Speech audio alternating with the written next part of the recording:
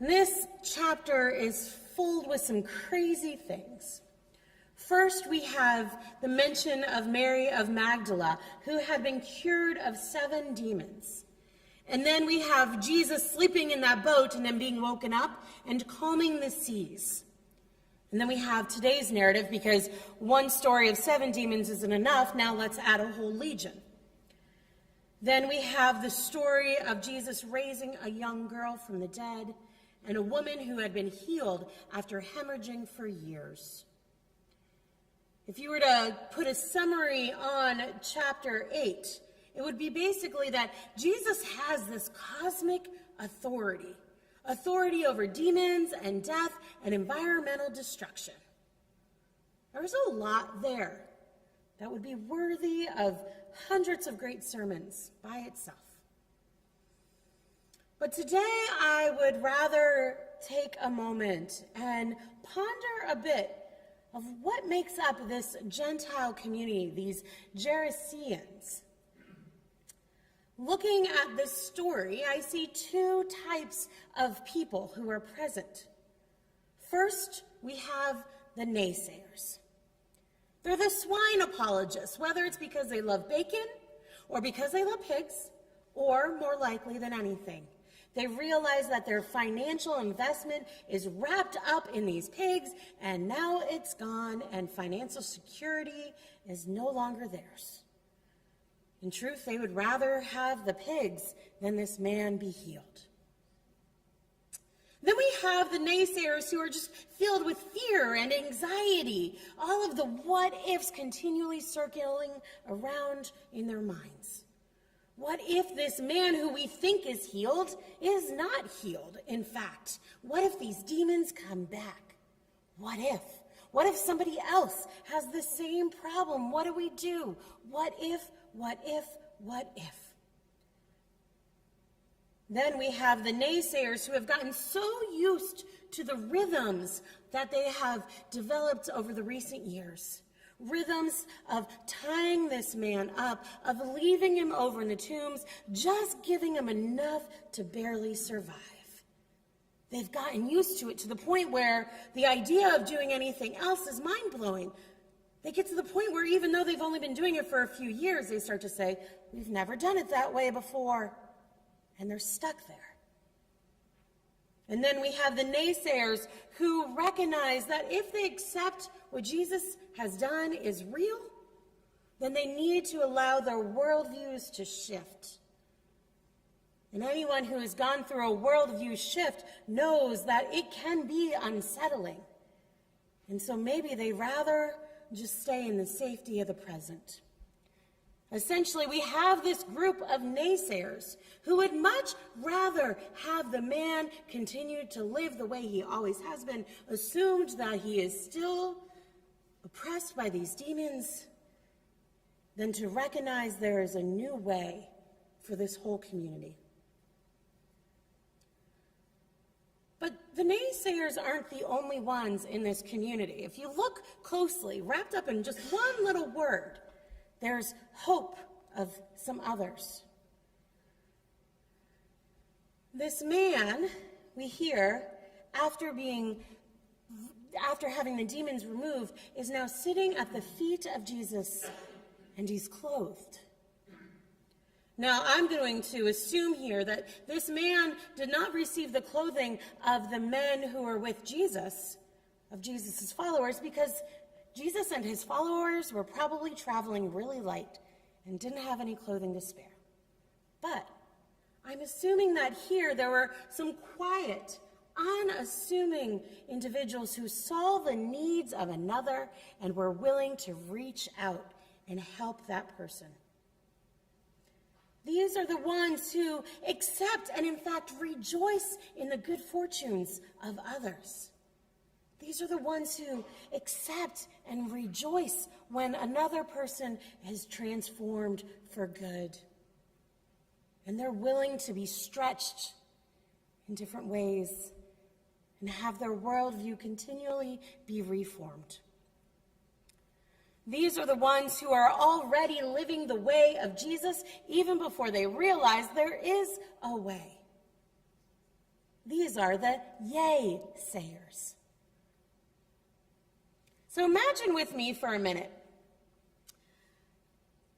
if after Pentecost happened, and the Holy Spirit comes and empowers the original apostles to go back and spread the news to the world, that a few of the apostles are strategic thinkers and planners, and they decide, you know what, the best place to start is to go back to all of the places we went with Jesus.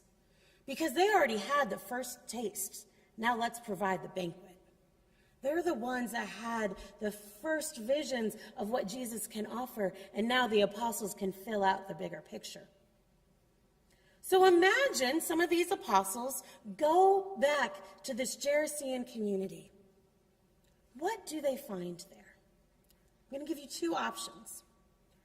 The first is if that second group of people, those yay-sayers, those who clothed the man after he was freed from his demons, if those yay-sayers became the dominant voice in the community, what would the apostles find? They would find that this man has been again fully reintegrated into the community. Once again, having work, giving himself some dignity, being reunited with his family and friends, reconnected.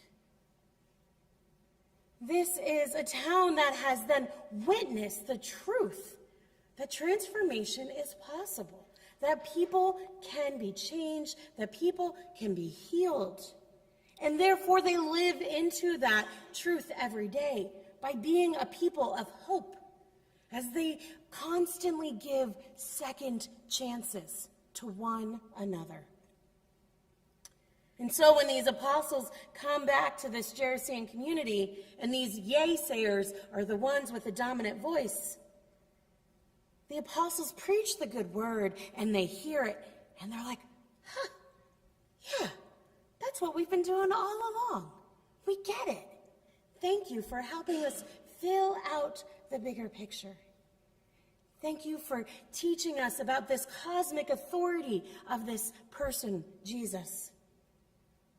Imagine that this community then becomes the premier Gentile Christian community that spreads the good news to the world. So that's option one. Option two, imagine that the naysayers, those who were filled with anxiety, those who rushed Jesus back into the boat, imagine that they're the ones who have the dominant voice in that community. What do those apostles find? I would guess that very likely they're going to find that the man is still living in the tomb. Because, well, let's face it, we have a group of people who are worried about the what if, and so they don't trust him, they don't help him reintegrate, and so not only does the community think it's safer for him to live there, the man himself probably thinks it's safer for him to live amongst the tombs. This is a community that continues to be suspicious of anyone who says that they have changed. And this is a community that's suspicious of anyone coming in from the outside. Because remember when Jesus tried to come and shake everything up, send the herds off flying? Yeah, that didn't go so well. Yeah. They are ruled by fear and anxiety. And so when the apostles show up for part two, for the continuation of this story, the apostles probably don't get two words out of their mouth before they are once again sent off. And this community never gets told the good news. All because of the naysayers. What a difference a community can have in the world if it is ruled by the yay-sayers instead of the naysayers. At the risk of overusing children's cartoons, I apologize. I am a mom of two toddlers. It is the world I live in right now. I'm once again going to refer to Finding Nemo, and I'm hoping enough of you have seen Finding Nemo at some point in the last 20 years that you're familiar with this imagery. Nemo's dad, at one point, trying to get to Sydney to find his son, hops a ride on the back of a bunch of hippie surfer-like sea turtles. Does that ring a bell to anyone? I'm hoping? Yeah? Okay. And they're on the sea turtles, and the sea turtles catch a ride on the EAC, as they call it, the East Australian Current.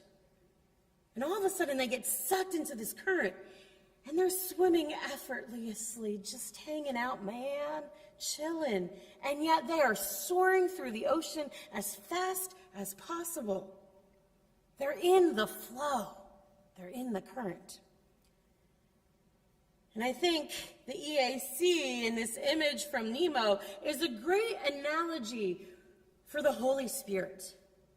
If you're in the current or the flow of the Holy Spirit, then things are cool as, man, right? Things go effortlessly. Things happen as they should. But if you're outside of the flow, the effort is tough. The risk of mixing metaphors, it feels like you're swimming upstream. I would suggest that this second group of villagers, the Yay-sayers, the one who reached out and clothed this man, they are in the flow of the Holy Spirit. And ongoing encounters with God and God's transformative love is natural to them, is acceptable to them. They can take it on without much effort because they're already in the flow. But this other group, the naysayers, are outside of the flow, and they're struggling to connect with the Holy Spirit because they're working against it. Now, often I think those who are naysayers don't choose to be naysayers. I think, at risk of overusing a phrase that I used quite a bit during the season of Lent, the truth is that hurt people hurt people.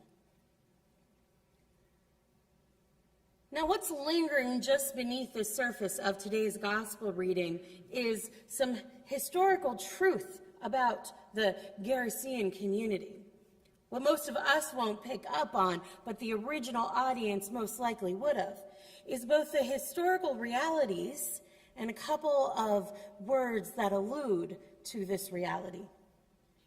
See, that Gerasean community, not even 100 years before Jesus showed up, had experienced extreme violence at the hands of a Roman army. Over 1,000 young men were killed by the Roman army. Families were imprisoned, the city was burned, and the surrounding villages all attacked. It's safe to assume that the tombs in which that man who once was possessed was living among were filled with the remains of individuals who were victims of the Roman army. When the demon refers to itself as legion, what we might not pick up on right away is that the legion is a Latin word that is a term for military that we're familiar with. And it refers to a group of soldiers of at least 1,000 people, more often up to 7,000 soldiers. A pretty big army. So it might be that when the demon refers to itself as legion, not only is it giving a nod to the reality of the pain that that community had experienced, but it's recognizing that that evil that had been done to this community is something that continues to torment the community. Hurt people hurt people. How is this community hurt by the Roman army? And in turn, continues to perpetuate that pain in different ways. I would suggest that naysayers are often naysayers because they are bitter, they're bruised, they're anxious, and they're afraid. The pain becomes the driving energy for the naysayers instead of being in the flow of the Holy Spirit. Now, I had planned a sermon that would conclude with addressing how any institution, including Iona Hope, is made up of people who have a tendency to be yay-sayers and some who have a tendency to be naysayers. If you're interested in that, go to last night's sermon on YouTube. Got home last night, around 8 p.m., got the news that our president used forces to attack Iran. And I recognize that there are some in this room who believe that that was the right choice for right now. And I recognize that there are others in this room who believe it was the wrong choice. And let's be honest, no matter what side of the spectrum you are on with that, I think most of us are probably filled with fear about what is next. I think thinking about the naysayers and the yaysayers, we recognize how pain perpetuates pain. Violence perpetuates violence. So my question is, in the midst of this reality that we live in, how do we make sure the dominant voice is the voice of saying, yea, God? Yea, we worship a Prince of Peace who believes that there is a third way that can end the ways of violence, that can lead to ways of peace. I don't have the answers. I don't think any of us do. But I think we have the choice every day to be yay-sayers, to point to that God, to point to that Prince of Peace that says, I am willing to lay down my life instead of perpetuating violence. How do we be yay-sayers in a world of nay? How do we become the dominant voice so that when Jesus comes back again, we are ready again and again to receive the good news of this transformative joy?